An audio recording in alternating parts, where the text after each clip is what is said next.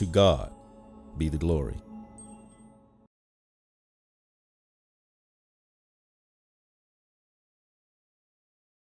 Welcome back to our study, Evidence for Christianity. I want you to think back to our introductory lessons in this course. In those lessons, we discussed several approaches we could formulate our defenses. We discussed that some arguments are positive, presenting the existing evidence for Christianity. We also discussed the contrast, formulating a defense that is to defend from accusations or attacks that are made on Christianity.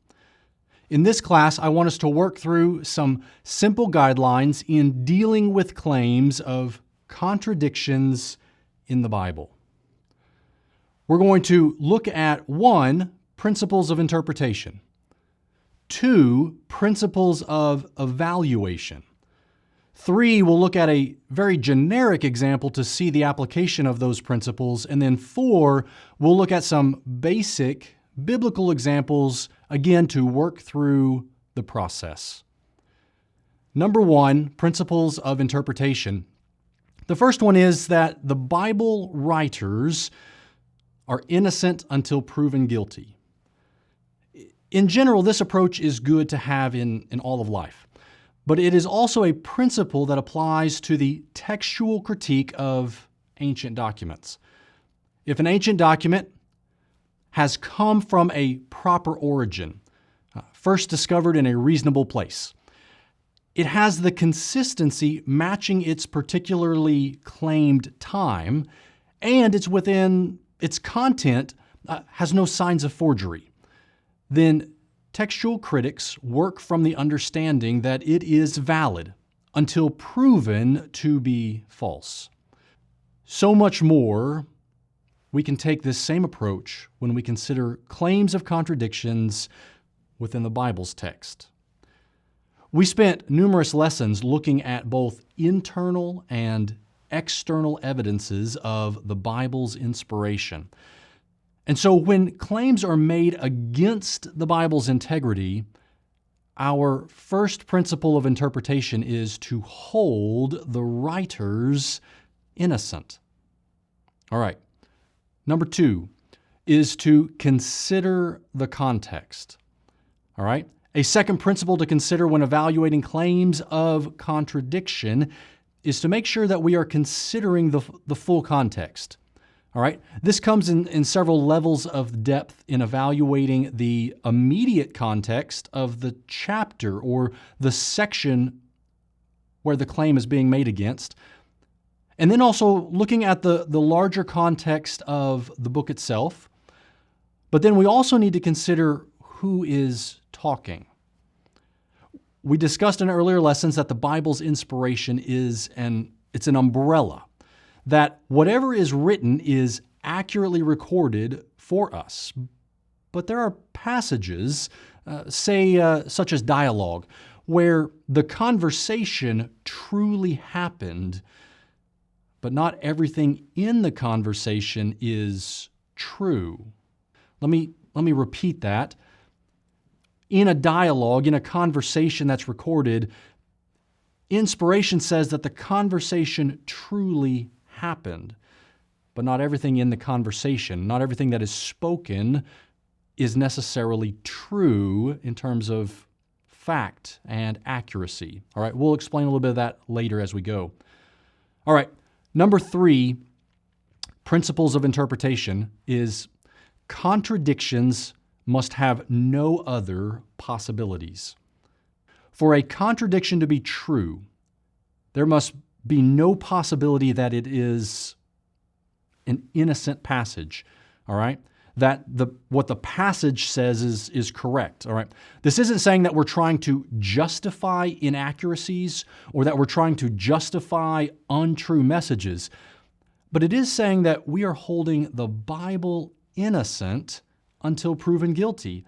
And the only way for something to be proven guilty is if there is no means of maintaining the original innocence.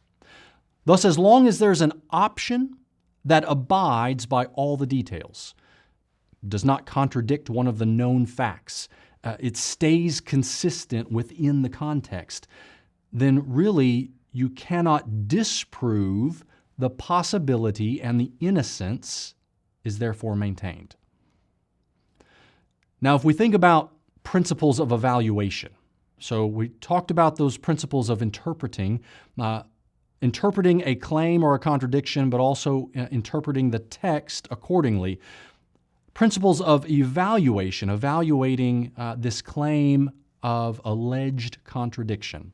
All right, the burden for proving a contradiction then falls on those who are seeking to prosecute the Bible's integrity.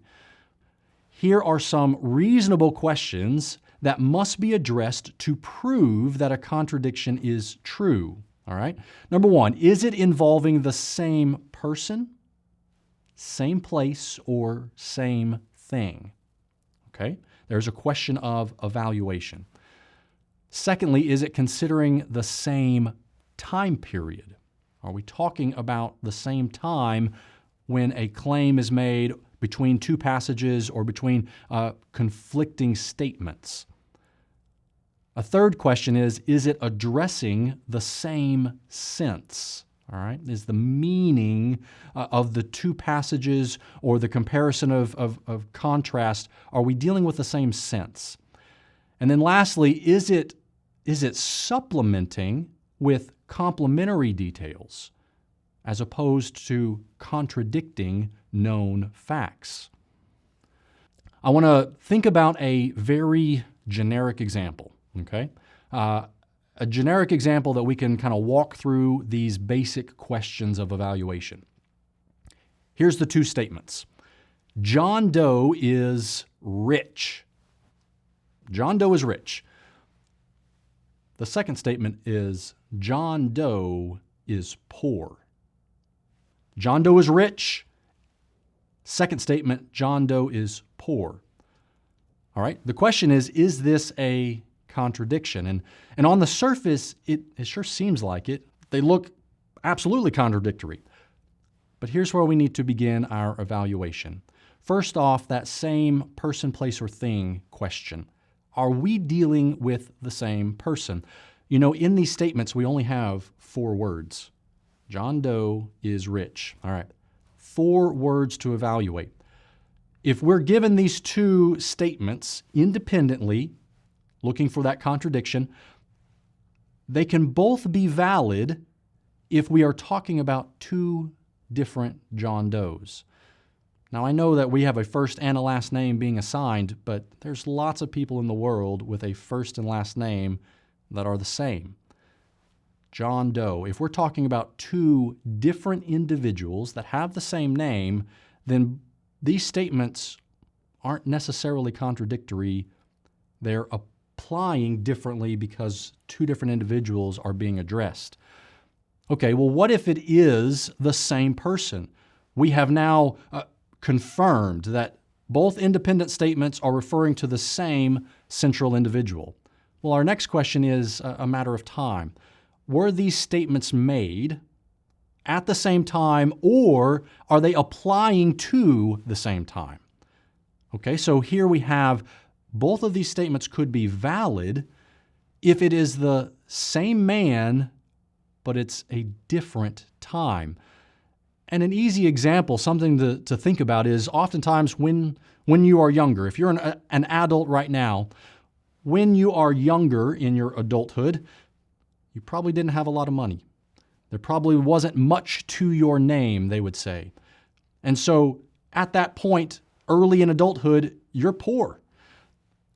As you go through life, as you accumulate possessions or means, whatever the aspect of richness, you are now different than you were earlier. Maybe you have more. A later time, you could be called rich, potentially. All right, so we have the same person, but we have different times in their life, different times on a timeline where those statements could still be valid.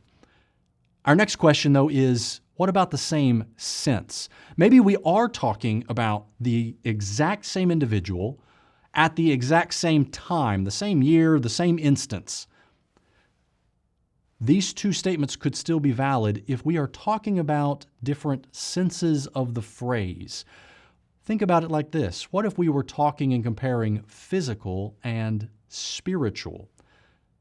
Well, that would be a different sense. That would be a different context to those independent statements that would mean it's still valid.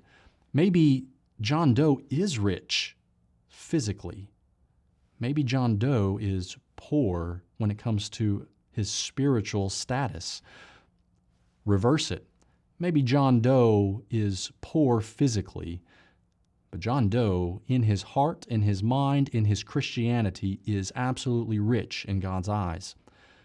So comparing these terms, maybe we're talking about riches. Maybe it's not a physical versus spiritual, but maybe we're talking from some different analogies. We only have 4 words here, but maybe we're talking about in terms of the average person in the United States versus the average person in another country, a third world country, some might say, one that is poorer in its status and wealth abilities. So in terms of living in a small, poor country, John Doe may be rich. He has far more possessions than the average person in another country. But yet, if you were to come and think about the comparison, is John Doe, is he rich in terms of the status of the United States or England or Australia or some country that is a wealthier place to be? Well, now he's just average. Maybe he's below average. So the same sense needs to be compared. We can also ask the question of supplementation. Maybe both statements are valid if they are offering supplementation, such as John Doe is rich in his dwelling. John Doe is poor in his car.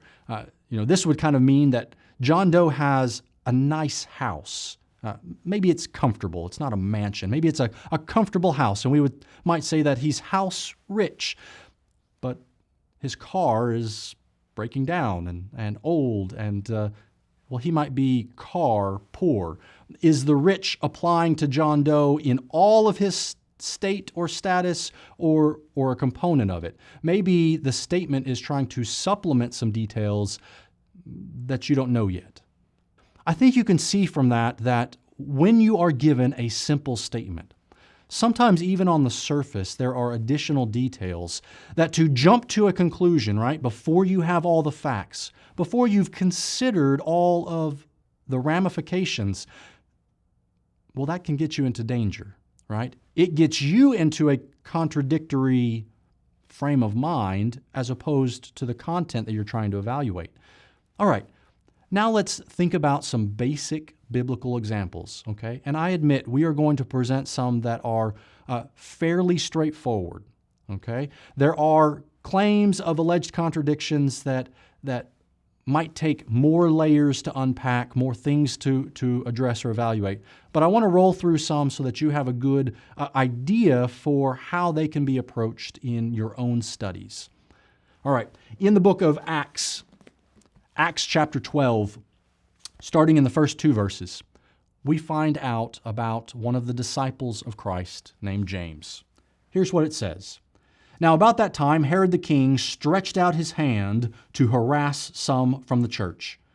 Then he killed James, the brother of John, with the sword. There we have a fairly straightforward, factual narrative. Luke, writing the book of Acts, is recording an event that happened, people and places, connections, relations. He's giving to us some details, but again, it's few words. It's only 2 verses. If you continue reading in the book of Acts, maybe in your study, and you're reading through the book of Acts, and you come to Acts chapter 15, Acts chapter 15, down in verse 13, it says, "And after they had become silent, James answered, saying, 'Men and brethren, listen to me. Simon has declared how God at the first visited the Gentiles to take out of them a people for his name.'" Okay, whoa. We compare these 2 passages in Acts chapter 12. James is dead. Acts chapter 15, he's alive. What happened in between? Well, do we read about some form of resurrection? Was James brought back to life in the intervening chapters? What's going on here? Well, some may claim, well, right there on the surface, you've got a contradiction. You can't have James both alive and dead. Well, when we think about this and we look at this passage, it's interesting to consider that in the New Testament, there are numerous different Jameses discussed. We have James, the son of Zebedee. He was the brother of John, all right, apostles of Christ. We also have James, the son of Alphaeus, all right, a different father-son connection. We also have James, the brother of Jesus. Then there's also a reference to a James who is the father of Judas, not Judas Iscariot, but another Judas. All right, so in the New Testament, we have numerous different Jameses discussed. In Acts chapter 12, if we look back at the details of that verse, it tells us specifically that in chapter 12, the James that was killed by the sword by Herod was James, the brother of John. Okay, that's a nice detail. When we turn to Acts chapter 15 and we begin reading, well, there's no specific. It doesn't tell us James, the brother of John. That would be a contradiction. James, the brother of John. But it's not specified. We've already noticed that we have numerous options. We have numerous James in the New Testament. Could it have been James, the son of Alphaeus? Maybe so. Could it have been James, the father of Judas? Maybe so. Could it have been James, the brother of Jesus? Most consider that is the James that is being addressed in Acts chapter 15. Maybe also the writer of the epistle that bears the name James. Okay, so remember one of the interpretation principles was the Bible is innocent until proven guilty. We also learned that one of those principles, if there is an option,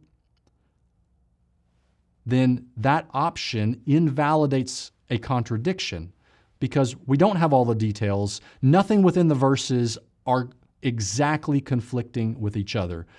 So in this case, no contradiction is found.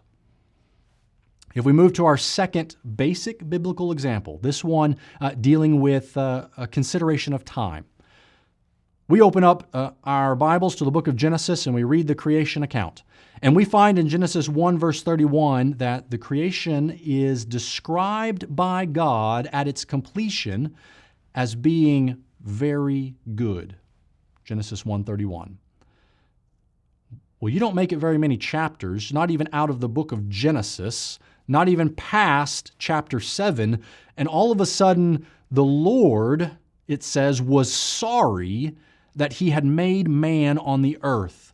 He was so sorry, it goes on to say, he was grieved in his heart. In one case, it's talking about God. What does God say? What is his thoughts? His thought is creation is very good. In the second one, are we dealing with the same person, the same speaker, the same source of the emotion? Yes, we're dealing with God. And God is not looking at his creation saying very good. He's looking at it saying he was sorry and he was grieved in his heart. But I think it's pretty straightforward as we look at this passage in Genesis. It's pretty simple that these two verses are discussing different time periods. It is not wrong or contradictory for God to see a perfect creation in the Garden of Eden. But then 1,600 years later, when he's looking at the earth and the world at the time of Noah, and he looks at them and he says, every intent of the thoughts of their hearts are only evil continually.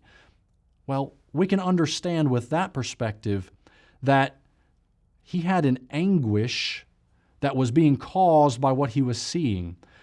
Different times. So 1,600 years, the circumstances of creation, the circumstances of the world had changed. So there's no contradiction here. We also talked about asking the question of, is this the same sense? And so let's use this same example and think about that, because I think it applies here as well. When we look at Genesis 1 and 6, the comparison might be for different things, but especially its different senses. Is it addressing the same sense? Well, we can see that in Genesis 1, the focus is on creation. He's not addressing mankind. He's not addressing their thoughts or their heart or their mindset. He's looking at creation. He's looking at the order. He's looking at the complexity. He's looking at the laws and the state that it is starting in, and declaring, not so much for him, he knew what he would create was very good, but he was conveying that for us to know later. Creation at that point, Garden of Eden, was very good. In Genesis 6, are the physical laws of the world, are they corrupted? Are they chaotic? Are they not good, but are they bad? Well, no. The physical laws that continued on, there was still days and years, there were still seasons, there was still the motion of the earth and the heavens and the constellations, there was still the water cycle, there were still aspects of the world that were processing exactly the way that the laws intended. Could the world have looked physically beautiful still? Most likely. Forests and trees and valleys and rivers, places that were pristine, places with beautiful animals, sure. In Genesis 6, we got the intent of what God was saying when he said he looked at the heart of man and saw evil, saw corruption, not in the flesh, but in the thoughts and the mindset. And so he saw it as horrible. So when we think about these two, very good, but yet God regretted the creation, it was not the same sense. We had different senses going on. All right, now maybe one of my favorite examples to think about, again, a basic biblical example, this one of supplementation. All right, supplementation is not contradiction. I want us to think back to Christ's death and his burial. All right, the crucified Savior was taken down from the cross, placed into the tomb of Joseph of Arimathea. We see this amazing love and care and concern from the disciples that were there. Yes, at one point they had fled there in the garden when he was arrested.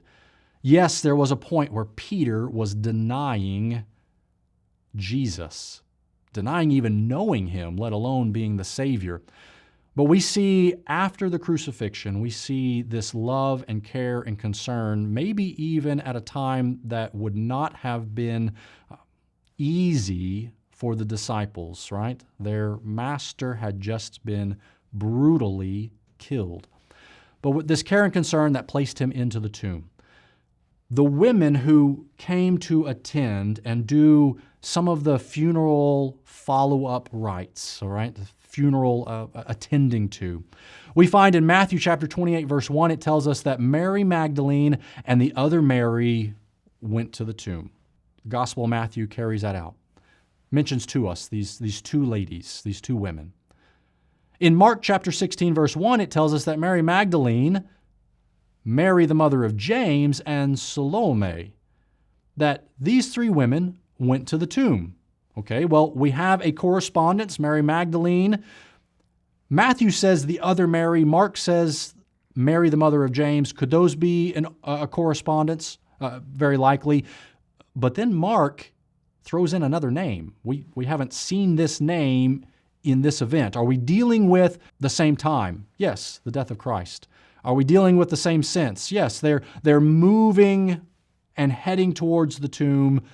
There's some sort of group. Matthew references 2.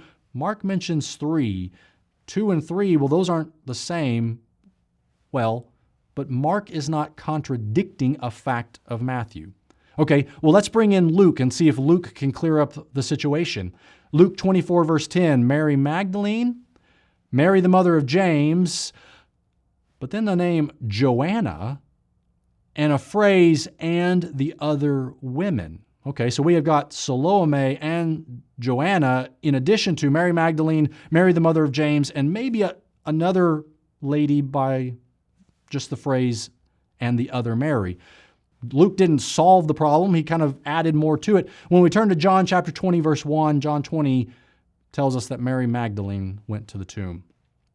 Again, this isn't meant to be a complicated example that we have to dig very deep. We can see that there is no language in any of the four Gospels that is restrictive. It doesn't say that only Mary Magdalene went to the tomb. It doesn't say Mary Magdalene, Mary the mother of James, and no other women. That's not what it says. Instead, what we have is each gospel writer supplying an aspect that is in addition, but not contradiction. All right? So, to some degree, we look at these accounts, we see that there's not any restrictive terms, restrictive phrases. Instead, we see this supplementation, some correspondence that connects the details but brings it together. And from these accounts, the question might be is, who can we say for sure was part of the group? Okay, well, Mary Magdalene, Mary the mother of James, Salome, Joanna, possibly a different Mary, depending on how Matthew said, and the other Mary. And then Luke, because Luke says, and the other women. We have some specific names given. We know for sure that they went, they were part of the group. But then Luke kind of opens it up a little bit more, just saying, and the other women. And so really, as good Bible students, we can't look at it and definitively say, here were the 4 or here were the 5 women who went to the tomb. Luke leaves it open. Could there have been other women that were part of this group? Women that would be less known to the reader, maybe women who didn't have other responsibilities through the scriptures, and so they wouldn't necessarily be known, or there was no connect. Maybe, maybe not. But what we do prove here, that there's no contradiction. We had a supplementation to it. All right, one of the last pieces of biblical examples that I want to look at is thinking about the context of who's talking. All right, who's talking? We talked in previous lessons that the Bible contains several different things. It contains special revelation that was message revealed directly by God of new information that mankind needed to know. But the Bible also gives to us some records that are historical in nature, recounting events or giving to us known facts as part of the whole story. But inspiration makes sure that all of it is truth in terms of what we need to know. But then here comes a question. Does the Bible record some statements made directly by Satan? Well, yes. Yes, the Bible does.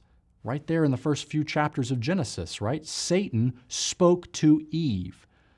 So the question, do we have the correct content of what Satan said to Eve? Well, yes. Through inspiration, the dialogue that happened between Satan and Eve, we know for sure. We know what was said. But then the question comes, was Satan's speech correct in its content? Well, absolutely not. Satan is the father of lies. He's the great deceiver. He's evil in his nature and his choice to rebel against God. So when he deceived Eve, he was giving to her a lie. He was giving to her untruth. So absolutely not was his content correct. But yet through inspiration, the dialogue and the exchange we can know was true in how it happened. All right, so a second example, right along the same lines. We turn over to the New Testament, and in the New Testament, we find where Jesus goes out into the wilderness. While he's in the wilderness during these 40 days, he is tempted directly by Satan. Do we have Satan's direct statements to Jesus? Yes, we do. Did Satan quote some Bible passages? Well, yes, he did. But should we follow what Satan asked Jesus to do? Well, absolutely not. Because we see in that context where Jesus had a rebuttal every time that Satan was bringing up a quotation but was misapplying it and was asking something that was not right. Jesus corrected and said, "It is written, here is the right context." Now, these are fairly easy to decipher, how the difference in the inspiration of facts and God's special revelation. But that's what's contained in Scripture, and it's something that we need to understand when we're thinking about what is the statement that's being claimed, what's the accusation, who's talking. So here's one more example, and one that I like to think about. We have a book about Job. In that book, there are lengthy conversations, right? Do we have what Job's friends said when they came and began to try to console Job, but not too much consolation was happening? Do we have their conversations? Absolutely. Should we doubt that Bildad, Eliphaz, Zophar, that what they said was all inaccurate and what we have recorded doesn't match? Well, no. What we have recorded, we understand, is what they said. Now, here's the question. Should we agree with what they said? Should we declare their statements truth? Well, absolutely not, because we can see from the context who is talking. They're having a correspondence with Job, but they're not getting their revelation from God and speaking to him. I want to read for you some ending verses that give us a context about the perspective that God had for these men. Here's what it says in Job 42, verses 7 and 8. "My wrath is aroused against you and your two friends, for you have not spoken of me what is right, as my servant Job has. Now, therefore, take for yourselves 7 bulls and 7 rams. Go to my servant Job and offer up for yourselves a burnt offering. And my servant Job shall pray for you, for I will accept him, lest I deal with you according to your folly, because you have not spoken of me what is right, as my servant Job has." That final rebuke that we read by God had as an origin a lack of evaluating and seeking to understand God's will. Job's friends were not evaluating the situation. They were not considering Job's innocence. We read in the first few verses that he was blameless. They were not evaluating his context of where he was, what was happening, and then to consider that there were possibilities available that met all of the details and still maintained God's sovereignty and Job's righteousness. They ignored those. So here's what we can learn from that.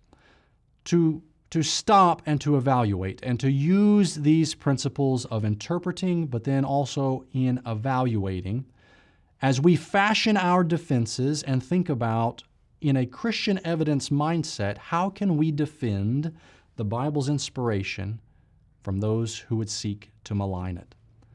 I hope that this was beneficial to you and that you'll join us in future classes.